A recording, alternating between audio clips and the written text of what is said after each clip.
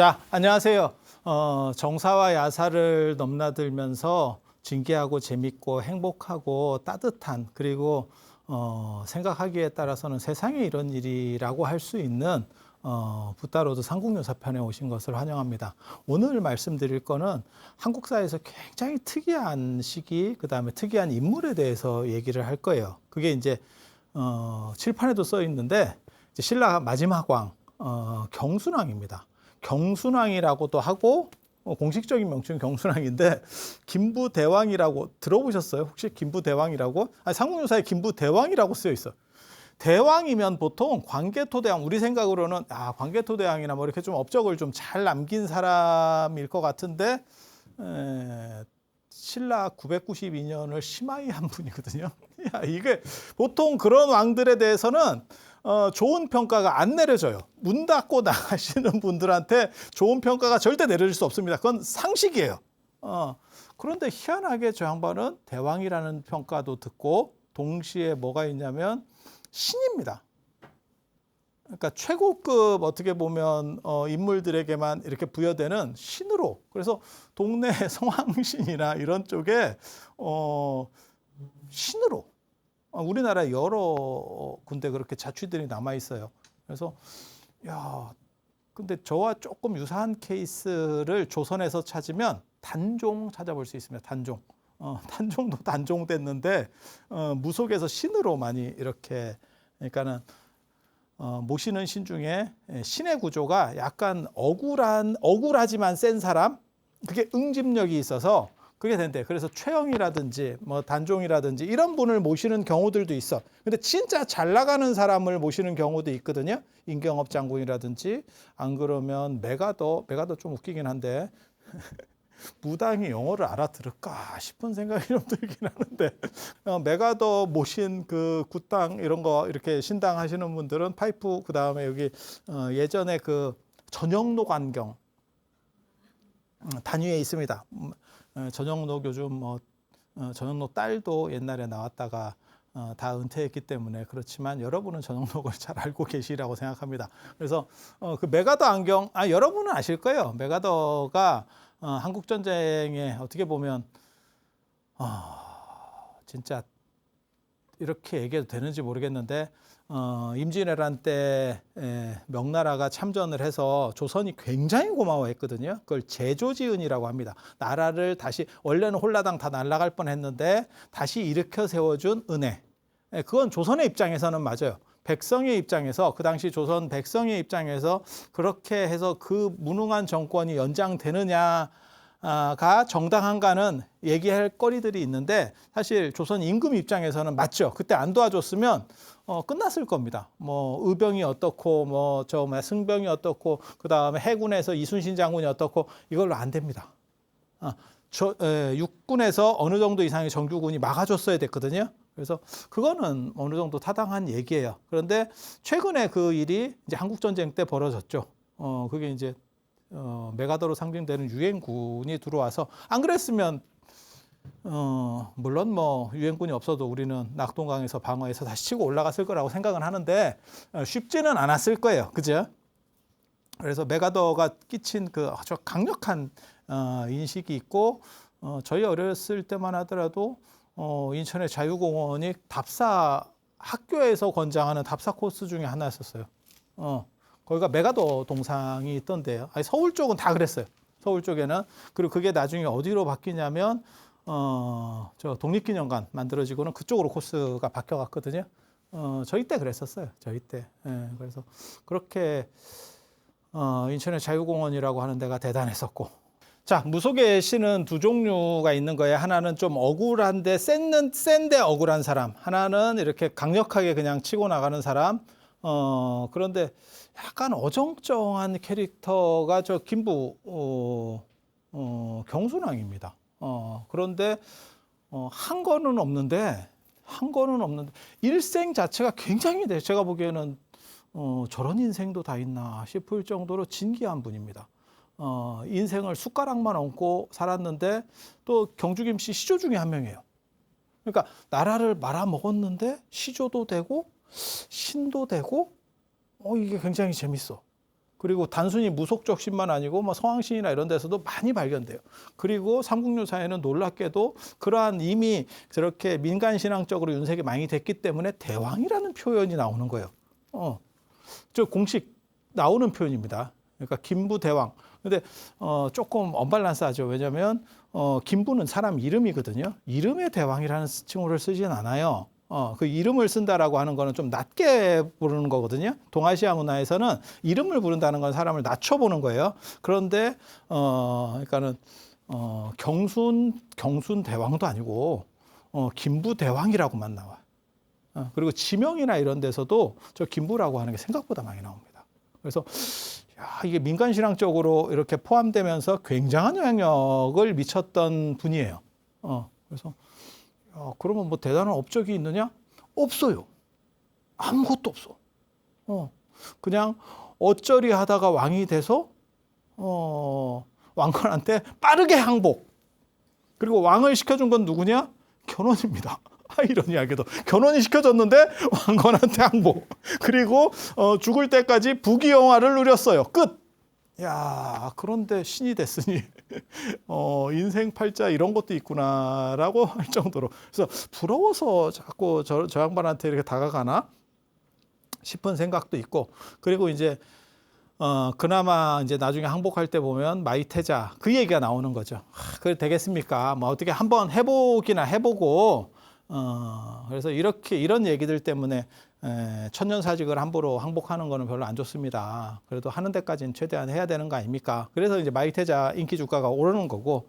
근데 애석한 얘기인데 뭐 조선시대 때 효종도 마찬가지고 효종이 북벌하겠다, 청나라 치고 들어가겠다 하는 거하고 저 시대에는 버틸 수는 있어도 사실은 뭐 어떻게 해볼 수 있는 상황은 아닙니다.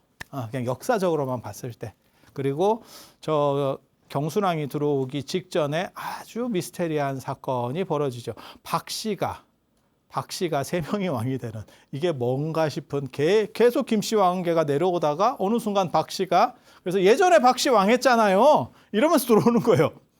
야, 그게 언제적 얘긴데 이게 말이 되나? 그게 왕위의 혈연을 가지고 왕이 되는 시절에 지금 대통령을 뽑는 것도 아니고, 대통령이야 뭐 김씨가 되든 뭐 박씨가 되든 뭐 이씨가 되든 누가 되든 아무 관계가 없는 거잖아요. 예. 그런데 혈통으로 왕이 되는데 우리 저 위에 할아버지가 왕족이었어요. 그래서 내가 왕? 근데 그것도 뭐 할아버지 정도도 아니고 8대가 아달라 왕이거든요. 8대가 아달라. 그걸 해서 되나 싶으니까 굉장히 좀 재밌는, 아무튼 굉장히 미스터리한 사건들이 일어납니다. 그래서 진기한 시절이에요. 그 진기한 시절 얘기를 해주려고 이렇게 많이 적었습니다. 이 경문왕이라는 사람 상당히 중요한 사람이에요. 자기 자식을 다 왕을 세웠어.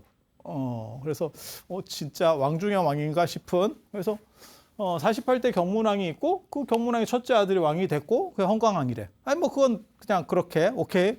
그다음에 이 아들이 죽었는데, 이 양반이 죽었는데 이건 뭐 제대로 된 자식이 없다는 거예요. 나중에 나오겠지만 이제 이 사람한테는 서자가 있어, 서자가. 근데 제대로 된 아들이 없는 거예요. 적자가 없는 거예요. 그래서 둘째 동생이 왕이 돼서 혈통으로 하는 거니까 이게 가능한 거예요. 혈통 중심이기 때문에. 그러니까 아들 중심은 부계 시족제가 완전히 확립됐을 때 얘기고, 귀족제는 혈통이에요. 누가 더 순수 혈통이냐, 신성한 혈통을 얼마나 더 많이 가지고 있느냐. 그래서 고려 때도 마찬가지잖아요. 왕건 자식들 보면 나중에는 자식들 사촌 뭐 이렇게도 결혼합니다. 그래서 피로만 따지면 왕건 피의 75%가 내 몸에 있어. 이러면 완전히 대단한 겁니다. 근데 75%가 있으려면 이게 지금 상식하고는 다른 거죠. 지금 상식하고는 다른 거죠. 그래서 귀족주의 생각하시면 돼요. 귀족주의는 그리고 혈통이고, 그러니까는 합스부르크왕가 이런 거 생각하시면 돼요. 유럽을 생각하시면 돼요. 우리는 조선을 거치면서 이렇게 피를 섞는 문화가 일반화되어 있거든요. 근데 순혈주의라고 하는 걸 생각을 하면 저게 이해 안 될 거는 아니에요. 그래서 그 신성성을 계속 유지하기 위해서 이제 남하고 피를 안 섞는 거죠. 그래서 둘째가 또 왕이 됐고 그것도 오케이. 그리고 이제 더 이상 해당자가 없었는가 봐. 그러니까 딸이라도 이게 진성여왕입니다. 개인적으로 상당히 멋있어 생각하는, 개인적으로 야 저런 캐릭터가 다 있나? 범일국사가 만났다는 썰도 있는데 그건 거짓말 같고 거짓말 같고 저 시기를 제가 사실은 저거 지금 헌강왕 정강왕 뭐 이런 때가 제 연구 주제 중에 하나인데 그렇게 해서 저 진성여왕이 각간 위홍하고 자기 삼촌입니다. 이렇게 뭐 했다더라. 뭐 이런 얘기는 다 한 번씩 들어보셨을 거예요. 그리고 진성여왕한테 뭐 유모가 있었는데 그 유모가 굉장히 이렇게 친해지는 경우가 많아요. 그러니까 권력에서 비선실세로 들어가는 게 유모가 있습니다. 유모, 내시, 일종의 약간 시종 이런 게 이제 비선실세로 들어가고 조선시대 때나 이런 때 가면 시강원이 누구냐면 선생. 그러니까 왕자가 교육받을 때 들어왔었던 선생.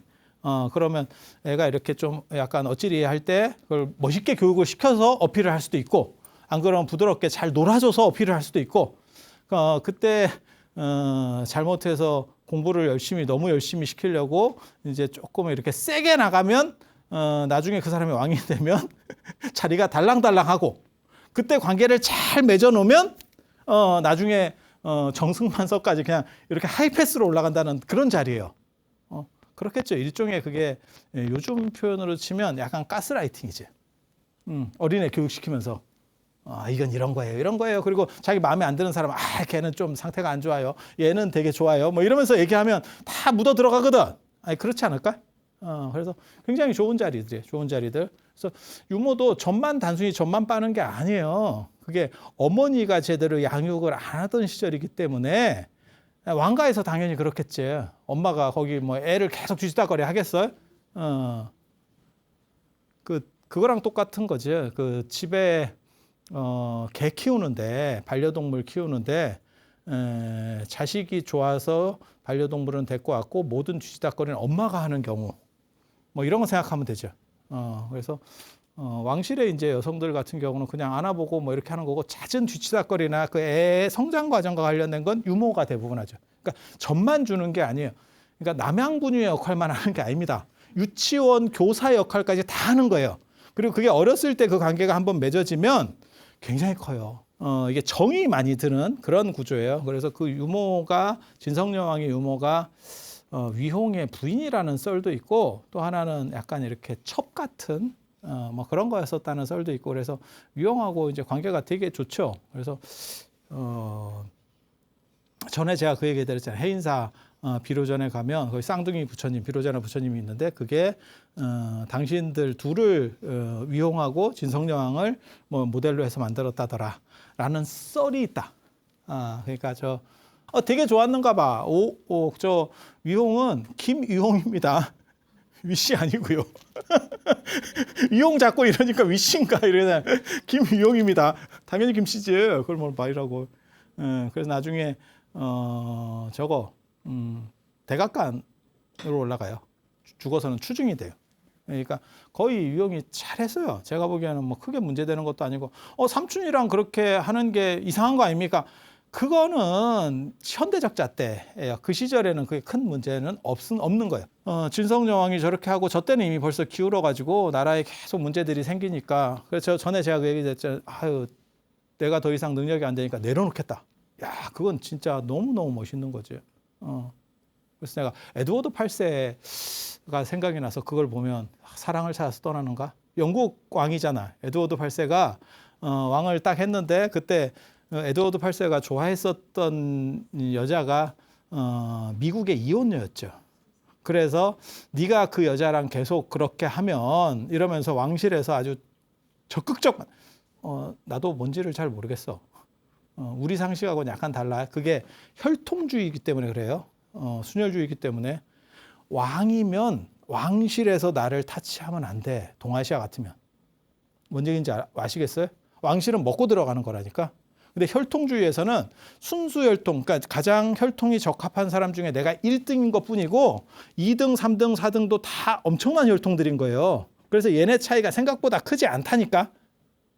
그러니까 왕실에서 비판을 하고 그다음에 국가 차원에서도 지금은 뭐 이혼녀도 이렇게 결혼을 하고 뭐 이런 상황이 됐지만 그때까지만 해도 그런 게 초반이었으니까 그렇게 해서 쉽게 말해서 왕을 계속할래? 영국 왕을 계속할래? 안 그러면 그 여자랑 헤어질래? 라고 했을 때 대단한 결정을 하는 거죠. 그런 비슷한 케이스가 한국판에서 고르면 그리고 저 양반이 저를 때려침으로 인해서 가장 득을 봤었던 게 어떻게 보면 엘리자베스 여왕이죠. 그 동생하고 그 다음에 엘리자베스 여왕이 들어오는 거거든요. 그러니까 이제 영국의 흐름이라고 하는 게 확 바뀌는 사건이 나오는 거예요. 그렇게 해서 진성 여왕이 때려쳤고 여기 보면 이게 이찬 양계라고 하는 아들 얘가 나오거든요. 막내 아들이라고 하는 그게 거타지설화에서 나오는데 저 아들이 죽었나? 진짜 뭐 진도 쪽에 가다가 죽었나? 어떻게 됐나? 모르겠어. 백제가 막는다, 길을 막는다, 뭐 이런 얘기들이 나오는 걸로 봐서 이미 이제 후백제 세력들이 살살살 뭐 움직이고 그다음에 그 도적들이 나타나기 시작하고 뭐 이러던 시절이거든요, 지금 벌써. 그래서 아들이 있는데 없다는 거예요. 얘가 나갈 때쯤에는 없다는 거예요. 아니 기록에 그렇게 나와. 그래서 이 효공왕이라는 사람이 나오는데 효공왕이 누구냐면 이 헝강왕의 서자입니다. 서자. 그러니까 자기 아들이 있으면 자기 아들을 올리면 되는데 뭔가가 뭐 좀 안 맞았는지 안 그러면 아들이 있었는데 죽었는지 모르겠어요. 기록이 제대로 안 나와 있으니까. 그렇게 해서 윗대로 끄집어 올려서 야 저건 반쪽짜리인데 반쪽짜리라도 데리고 와. 지금 없어. 이렇게 해서 지금 저를 끌어들인 거예요. 효공왕을. 여기까지. 근데 효공왕 입장에서는 이게 혈통주의인데 순혈주의인데 내가 지금 약간 반쪽이에요. 그러니까 주변에 있는 다른 사람들이 왕이 귀족들의 완전히 위에 있는 게 아니에요. 이 귀족제는 조선 생각하시면 안 돼. 조선은 위에 있는 거고 중국이나 이런 데는 위에 있는 거고 귀족은 한 끗 차이라니까. 그러니까 우리도 그런 거 있잖아요. 유럽 보면 뭐 왕위 계승서열 뭐 2위, 3위 뭐 이렇게 이런 거 나오잖아요. 혈통에 의해서. 그래서 완전히 군림하는 그런 쪽이 아니에요. 그래서 내가 약간 피가 좀 딸리는데 피가 모질러. 이게 좋은 피가 좀 모질러. 내 거 약간 좀 안 좋은 피가 들어왔네. 근데 주변에서는 이제 좋은 피 가진 사람들이 나보다는 약간씩 떨어지는데 큰 차이가 없는 사람들이 많은 거야. 그러면 계속 이제 야, 나 아니야? 야, 내가 해야 되는 거 아니야? 이제 이렇게 자꾸 이제 떠들기 시작하는 거지. 불안해. 그래서 친위 세력, 나를 좀 도와줄 수 있는 사람을 손을 잡습니다. 그게 누구냐면 박예겸이라는 사람이에요. 박씨가 여기서 나오는 거예요. 박씨가. 그래서 저 사람이 상당한 세력이 있었던 것 같아요.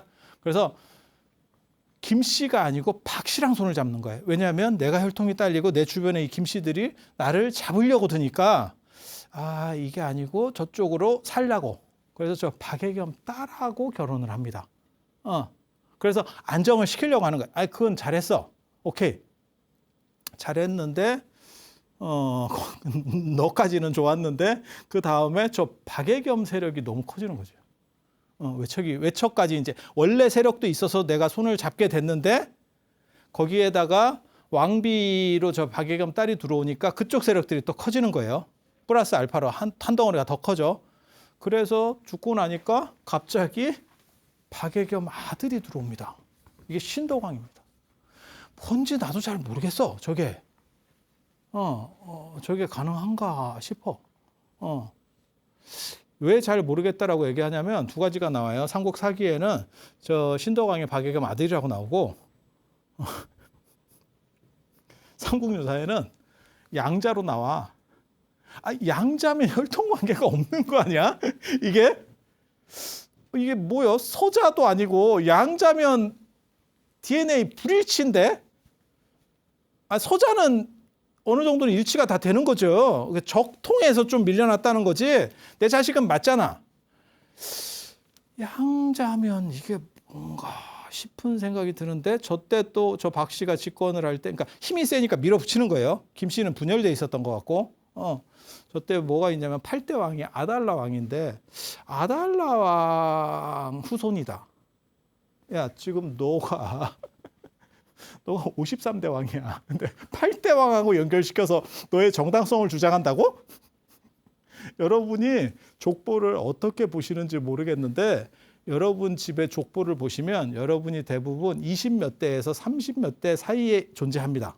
우리나라가 고려 말부터 어느 정도 이렇게 들어왔고 그 다음에 나중에 조선 후기 때 족보 위조가 한번 또 확 일어나거든요. 그러니까 그전에는 제대로 된 이름도 없었어. 성에 대한 이런 개념도 별로 없었고. 그래서 고려 말에 한번 움직이기 시작하고 그때쯤에 만들어진 족보들이 대부분 그렇게 내려오는 거라고 보시면 돼요. 한 20, 30대 정도 내려온다고 보시면 돼. 거기에 해당하는데 내가 53대인데 8대 거를 계승했어요. 야, 우리 지금 생각으로 따지면 시조보다 빠른 앞에 거 얘기하는 거야. 이 얘기는 뭐냐면 내가 왜 왕이 돼야 됩니까? 라고 말할 때 당군의 후손입니다. 이게 무슨 캐풀 써먹는 놈 소리야. 야, 그게 네가 왕이 될 수 있는 혈통적 우월성이 되냐? 이게 뭔 얘기를 해? 그게 왕이 됐다는 얘기는 뭐냐면 세력이 겁나 강했구나. 박예겸 세력이 엄청나게 강하고 박예겸에게는 마땅한 아들이 없었는가 보다. 그냥 우리 생각에 기록에 있느냐? 제대로 안 나옵니다. 이게 다 옛날 얘기잖아. 엄청나게 옛날 얘기잖아. 그래서 밀어붙여서 신덕왕이 돼요. 신덕왕이 돼. 그래서 양자인지 진짜 아들인지 또 모르겠는데 아무튼 갑자기 박씨 왕조가 이렇게 들어오는 거예요. 그리고 이때만 하더라도 이제 신라가 이미 다 거의 날아갔습니다. 날아갔습니다. 그래서 선덕왕이 하고 그 밑에 경명왕이 또 박씨. 박씨 세 왕이 들어가는 거예요. 경혜왕까지 박씨. 예. 그래서 박씨와 김씨 간에 원래 지금 집은 불났고 신라 말이기 때문에 집은 다 불나가지고 다 뜯어져 있는 거고 뜯어져 있는 거. 예전에 우리 그 드라마 있었는데 그래서 무슨 뭐 후백제 견훤 나오고 뭐 이런 거 보면 뭐 상주 아작의 꽃감 할 때 그 아작에 나오고 뭐 이렇게 지방 군벌들이 대부분 하고 경주 근처에 그러니까는 경상도 쪽의 일부만 통치하는 정도였을 거예요. 저게 통치 권력이 안 미쳐. 그래서 다 지방에 그냥 어떻게 보면 토호 세력들이 있는 거예요. 센 놈들이. 센 놈들이 있는 거예요. 그리고 경주 쪽에서는 그러면 저 박씨가 다 먹혔느냐? 안 먹히죠. 왜? 어떻게 보면 지금 우리나라 정치판하고 비슷한 거예요. 졌는데 승복은 잘 안 하고 정치 얘기를 하는 건 아니에요. 최근 들어 지금 계속 비슷한 흐름이 나오거든요. 왜냐하면 이게 아슬아슬하게 지면 그래. 뭐 한 7대 3이나 8대 2로 지면 승복을 할 수밖에 없는데 4.5대 5.5 이러면 어쩌라고. 약간 비협조. 뭔 뜻인지 아시겠죠? 아유 그렇게 잘났으면 해보시던가 뭐 이런 거 나갈 수 있거든요. 약간 빈정상하는 그런 거. 그랬던 상황인 것 같아. 그러니까 경주 쪽도 잘 안 돼. 그래서 경혜왕 때 견훤이 쳐들어오죠. 그 견훤이 왜 삼국 통일의 군주가 못 됐는지 후삼국 통일의 군주가 못 됐는지를 보여주는 단편적인 사건입니다. 그렇게 해서 쳐들어오니까 저걸 저런 식으로 하면 안 되거든요. 그냥 단순 무식하게 경주가 쳐들어오는 거예요. 앞에는 이제 막을 놈도 없고 왜냐하면 다 제후로 일종의 어떻게 보면 토호 세력으로다가 다 지방 군벌들로 다 나뉘어 있기 때문에 우리 공격 안 하면 뭐 지나가든가 이제 이렇게 했을 거고 그렇게 해서 기록에는 뭐라고 나오냐면 포석정에서 술 마시고 있다가 들어오는지도 모르고 잡혀가지고 날라갔다 이렇게 나오는 거거든요.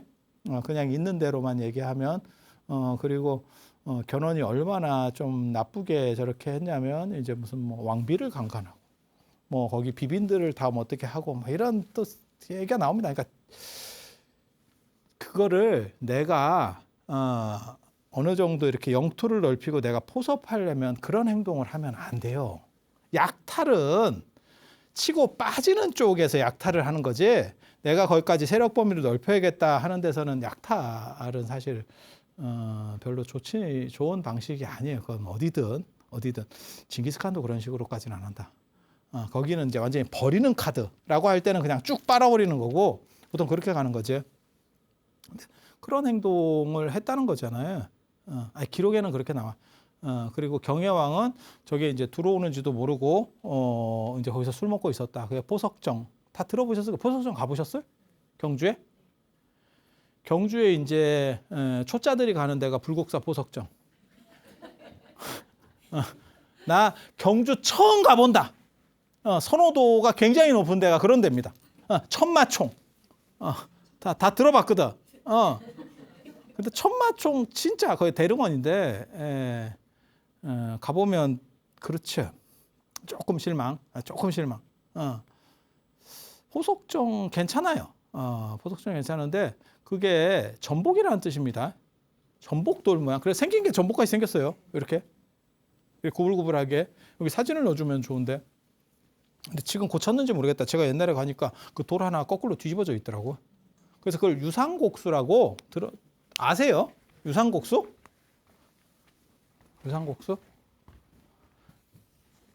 이렇게 약간 전복 모양 같이 그림을 잘못 그려서 그런데 약간 이렇게 돼요. 이렇게 돼. 그렇게 해서 여기에 술잔을 띄워놓고 여기에 술이 이렇게 삐 도는 거죠. 저걸 제가 일본에도 저게 있더라고, 유상국수. 그래서 딱 사람들이 거기 주변에 쫙 앉아 있다가 술잔이 자기 앞에서 이렇게 빙글 돌아. 이게 한 방에 나가는 게 아니에요. 이게 빙글빙글 이렇게 뭐 이런 식으로 가거든요. 그러다 거기 쪽에서 이렇게 회오리 쳐서 좀 맺혀 있으면 그 사람이 한 잔 꺾으면서 시를 딱 시를 읽든지 안 그러면 벌주를 마시든지. 그래서 내가 한국 사람들 같으면 시를 할 수 있어도 술을 먹지 않았을까 이런 생각. 갑자기 시가 생각이 안 나네요. 뭐 이러면서 계속 시. 저거 언제 하는 거냐면 3월 3일 날 원래 하는 거예요. 그 상사절이라고 우리는 삼진날이라고 하고 그 중3인데 중학교 3학년에 3이 겹쳤다고. 중3인데 중3절이라고도 하는데 3월 삼진날이 원래 중요한 날인데 중국에서는 그걸 상사 원사 이렇게 얘기를 해요. 그래서 3월에서 3월달 음력 3월 중에서 첫 번째 4일 뱀날. 아마 저 때가 이제 농사가 어느 정도 들어오는 그런 때라서 거듭난다라고 하는 뱀에 대한, 뱀은 언제나 그런 거거든요. 재생. 그래서 지금도 우리가 뱀은, 그러니까 기독교에서는 굉장히 안 좋게 쓰지만 뱀에 대해서 뱀을 좋게 쓰는 쪽이 있죠. 오늘날까지. 병원이죠. 병원 마크가 히포크라테스 그 마크 자체가 뱀이잖아. 뱀이잖아. 그래서 뱀이 허물을 벗듯이 모든 나쁜 것들을 다 제거하고 그 사람이 치료된다. 라고 하는 상징을 가지는 거거든요. 뱀이 그 상징이 많이 있어요. 그래서 마치 묵은 것들을 다 털어내고 새로 판을 깔아서 뭔가를 해보겠다. 뭐 이런 식의 명절 문화들이 있었던 것 같아요. 그래서 그때 이제 저렇게 물 흐르는데 앉아가지고 이제 한 잔 꺾고 뭐 이렇게 시 짓고 뭐 이렇게 그 원조가 난정이죠. 소흥. 그래서 제가 예전에 그 중국의 소흥 제가 거기 2번 가봤는데 거기 가면 거기 유상국수가 제일 유명합니다. 그게 이제 그때 난정에서 시모임을 하고 그 다음에 유상국수 하고 뭐 이러면서 왕이지가 서문을 쓰는 게 그 유명한 난정서. 난정서. 그래서 그렇게 가는 게 있는데 우리나라에도 저 보석정이 뭐 이런 거다라고 이야기를 하죠. 하죠. 그런데 또 다른 설은 그걸 이제 믿을 수 있느냐 없느냐 저 잘 모르겠어요. 근데 화랑세기에는 뭐라고 나오냐면 보석 사당으로 나옵니다. 그래서 어떤 식 스토리로 가냐면 저는 그게 오히려 타당할 거다라고 생각하거든요. 저건 승자들이 이긴 사람 입장에서 저렇게 해서 저런 거고 굉장히 나쁜 놈으로 쟤를 좀 모질이하게 만들어 놓은 거고, 왜 그 다음 왕이 이 경순왕이 차라리 박씨였으면 얘가 이렇게까지 독박은 안 써요. 그러니까 자기 아버지예요. 이러면 이게 저렇게 독박을 안 쓰는데 또 김씨로다가 바뀌었잖아. 그다음에 무능한 놈이에요. 라고. 그러니까 모든 신라의 모든 어떻게 보면 좀 안 좋은 거는 경혜왕이 싹 갖고 가고 경순왕은 쑥 빠져서 나는 대왕이에요. 이게 이 구조가 만들어지는 거예요. 굉장히 특이한 겁니다. 굉장히 특이한 거예요. 그래서 경순왕 김부로 넘어가는 것 자체가 조금 문제가 있는 것 같아요. 근데 화랑세기 그 이제 박창호학과 화랑세기를 위작으로 보통 보거든요. 근데 거기에 보면 어떤 식이 나오냐면 치고 들어오는 걸 알았다는 거예요. 그러니까 전체 스토리를 보면 그런 거거든요. 견훤이 들어오는 거를 왕이 모르겠어. 그 정도를 모르면 그게 말이 돼? 그리고 그 군대가 더 들어오면 피해보는 게 난데. 예. 그래서 군대를 동원하기 위해서 회의도 하고 했는데 경주 김씨들이 내가 박씨니까 안 움직인다는 거예요. 군벌 쉽게 말해서 내가 사병들을 다 가지고 있는데 뭐 그럼 그러던가. 뭐 이런 식으로 나왔다는 거예요. 그렇게 잘났으면 당신이 막던가. 뭐 이런 식으로 나와버리니까 방법이 없는 거죠. 그래서 저게 이제 원래는 신라의 왕실 사당 같은 거였는데 그래서 우리식으로 지금 조선으로 얘기하면 종묘 같은 데죠. 가서 기도했다는 거예요. 살려달라고. 다 데리고 와서 기도했다는 거예요. 저는 그게 오히려 맞지 않겠나 싶어. 쳐들어오는데 그 자리에서 술을 마시고, 야, 이거 둘 중에 하나다. 연산군이거나. 연산군 가능합니다. 연산군이 그 사건이 벌어져서, 반정이 일어났습니다. 그러니까 내가 그럴 것 같았어. 뭐 이런 식으로 나오거든요. 연산군은. 대충 인지를 하고 있었어. 누군가가 멈춰주기를 바랬어. 얘는 또라이과고, 보통 사람이면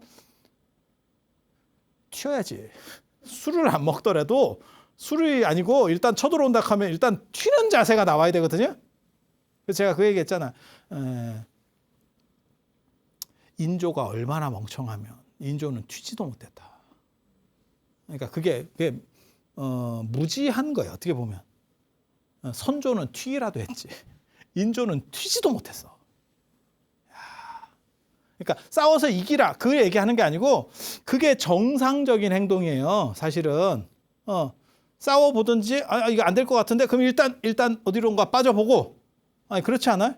근데 잡혔는데 술을 먹고 있었다. 사실은 좀 믿기지는 잘 않는 대목입니다. 그것도 왕이 아무리 미쳤어도 횟가닥 한 연산군이 아니면 쉽지 않아. 쉽지 않아. 그렇게 해서 모든 오욕은 다 뒤집어 썼지만 그래서 제가 그런 거 얘기하잖아요. 논어에도 보면 나와요. 저게 이제 어떻게 보면 요즘으로 말하면 유리창 효과인데 군자는 하류에 처하는 것을 두려워한다. 하류는 뭐냐면 낮은 쪽에. 왜? 모든 안 좋은 나쁘다는 평가가 전부 그 사람만 쏠린다.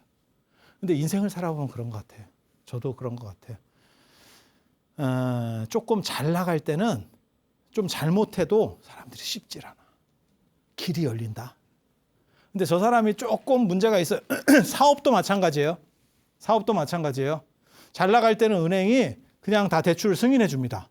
그런데 누군가 어떤 일이 벌어져가지고 저 기업이 자금이 경색이 온다는데요. 쉽지 않다는데요. 이런 식으로 해서 좀 몰리잖아. 모든 채권 기관들이 전부 다 돈을 내라고 갑자기 얘기를 하는 거죠. 담보가 있는데도 불구하고. 그래서 돈을 못 구해서 부도가 나는 경우들이 있어요.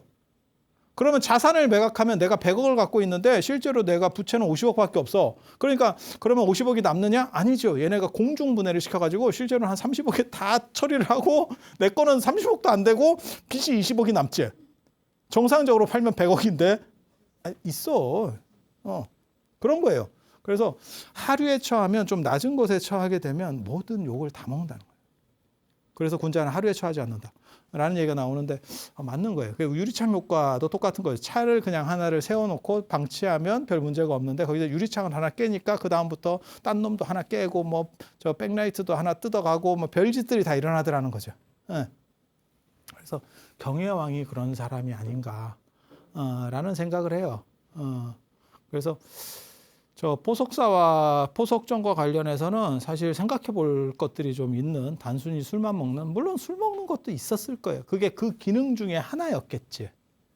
하지만 쳐들어오는데 거기서 마시고 있었으면 그런 사람은 주식 트레이너를 해야 돼. 그런 야수의 심장을 가진 사람은 야 그거는 진짜 1000억 베팅합니다. 뭐 이런 사람이야. 일반인으로서는 범접할 수 없어. 그래서 그렇게 욕을 먹고 그 다음에 이 사람을 죽였죠. 견훤이 죽이고 이 왕비들 다 절단내고 어떻게 그렇게 해서 다 싹쓸이를 해버리고 김부가 족제라고 나오거든요. 족제. 그러니까는 혈연 관계겠지. 다 이게 종래혼이니까. 그래서 김씨인데도 불구하고 혈연 관계가 되는 거예요. 누가 세웠느냐? 견훤이. 너 왕해. 이렇게.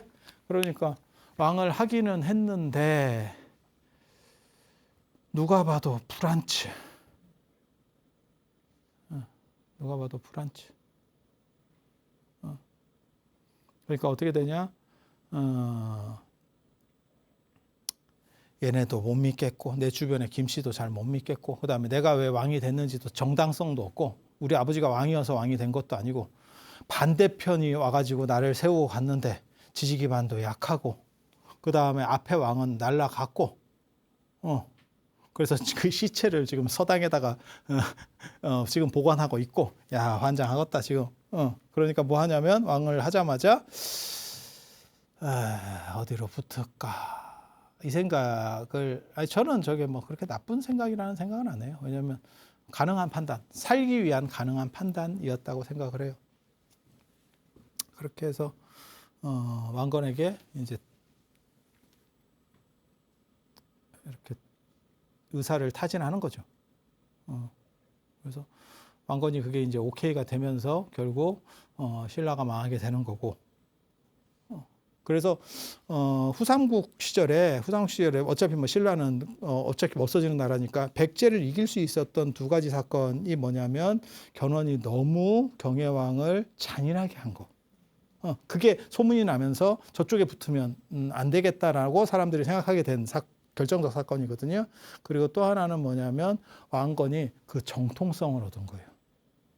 그래서 나중에 이제 뭐 견훤 얘기할 거는 아니지만 견훤 이야기해 보면 견훤은 아버지가 지렁이죠. 지렁이. 용은 용인데 그게 어떻게 보면 토룡탕 할 때 그 토룡이죠.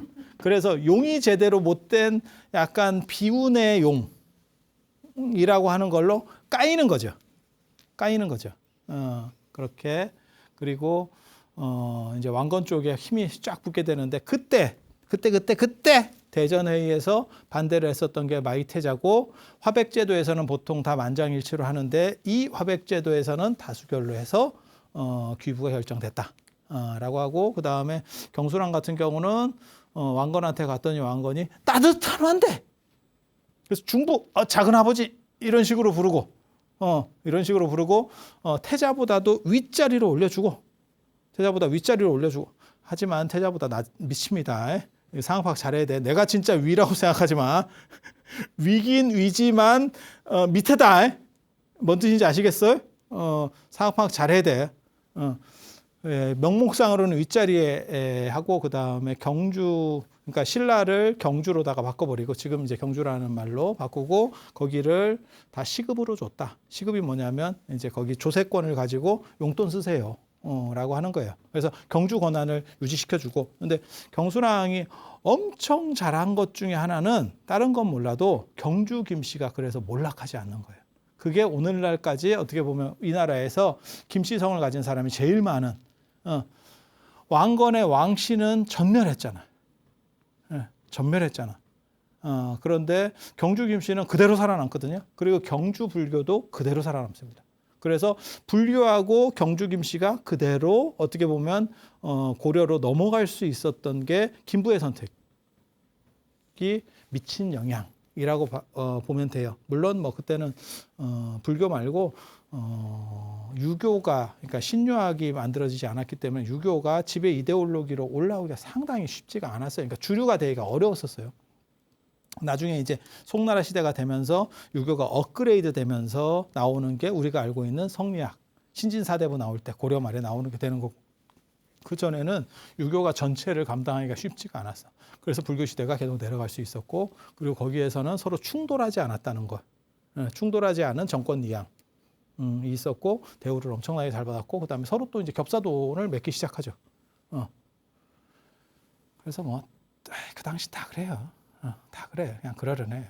참고로 말씀드리면 김유신도 자기 조카랑 결혼. 다 그런 거예요. 인생 다 그런 거요. 그런 옛날에는 다 그런 그러려하면 됩니다. 그래서 요즘 개념으로 생각하면 안 되고 사실 그런 거는 얘기할 거리가 좀 있긴 한데 또 좀 이런 얘기를 해서 되나 싶기 때문에 안 해주려고. 그래서 오늘은 마치고 다음 시간에 마이테자 이야기나 잠깐 좀 해드리고 넘어갈 수 있도록 뭐 그렇게 하겠습니다. 자, 들어서 감사합니다.